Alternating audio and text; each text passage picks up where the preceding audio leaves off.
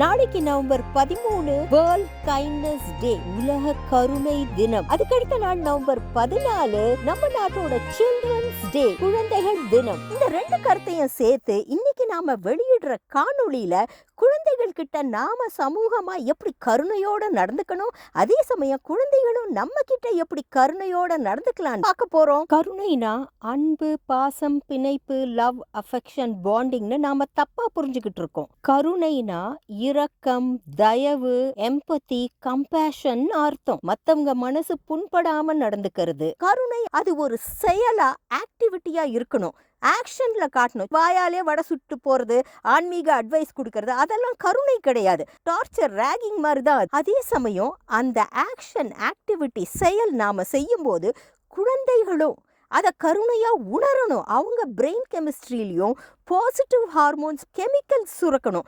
அப்பதான் அது உண்மையான கருணை. நம்ம உதவி செய்யறவங்களும் இந்த உதவியை வாங்கிக்கிறவங்களுக்கும் நல்ல ஹெல்த்தி பிரெயின் கெமிஸ்ட்ரி இருக்கணும். ரெண்டு பக்கமும் வின் வின் சிச்சுவேஷனா இருக்கணும்.